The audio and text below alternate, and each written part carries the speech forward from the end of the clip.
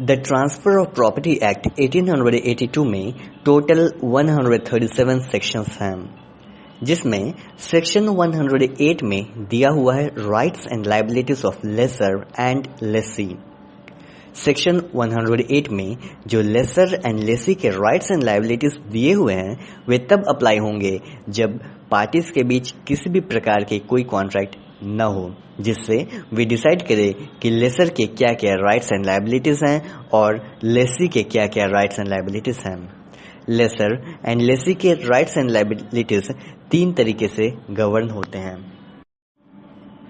पहला, अगर पार्टीज के बीच अपने अपने राइट्स एंड लायबिलिटीज के कॉन्ट्रैक्ट बने हैं तो वे उसी से डील होंगे।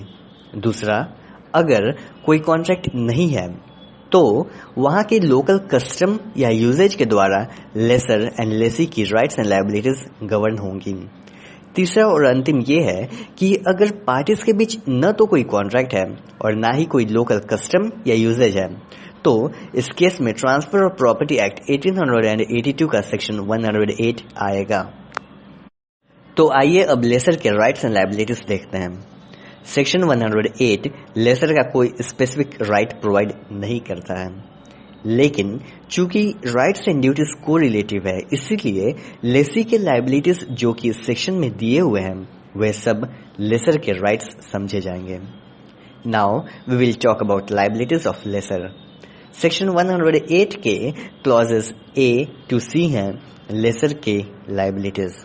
First, duty to disclose any latent material defect in the property.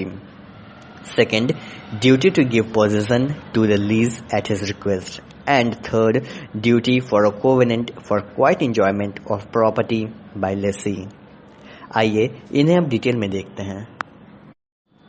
First, duty to disclose latent material defect. Property में जो भी मटेरियल डिफेक्ट है वह सब लेसी को लेसर के द्वारा बताना जरूरी है। प्रॉपर्टी का कोई डिफेक्ट लेटेंट होता है जब वह नॉर्मली विजिबल नहीं होता, लेकिन लेसर को इसकी नॉलेज होती है। डिफेक्ट इस टाइप का होना चाहिए कि अगर डिफेक्ट के बारे में लेसी को नॉलेज होता तो लेसी लीज एक्सेप्ट नहीं करता, अगर करता भी तो किसी दूसरे टर्म्स एंड कंडीशंस पर करता। लेसर केवल उन लेटेंट मटेरियल डिफेक्ट इन्फॉर्म करने के लिए बाउंड है जो प्रॉपर्टी के इंटेंडेड यूज या एंजॉयमेंट को अफेक्ट करे।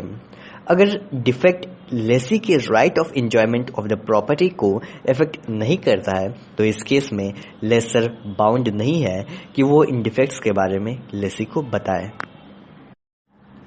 लेसर का सेकेंड लायबिलिटी है duty to give possession. Immovable property को एंजॉय या यूज करने के राइट का ट्रांसफर लीज होता है। बिना पोजेशन के प्रॉपर्टी का एंजॉयमेंट करना पॉसिबल नहीं है, इसीलिए लेसर की यह जिम्मेदारी होती है कि वो प्रॉपर्टी का पोजेशन लेसी को डिलीवर करे ताकि वो उसे यूज कर सके, उसे एंजॉय कर सके। लेसर अगर फेल होता है प्रॉपर्टी का पोजीशन लेसी को डिलीवर करने में तो लेसी लेसर को पोजीशन ऑब्टेन करने के लिए सू कर सकता है। डैमेजेस क्लेम करने के लिए भी लेसी सू कर सकता है। थर्ड लायबिलिटी है कोवेनेंट फॉर क्वाइट एंजॉयमेंट।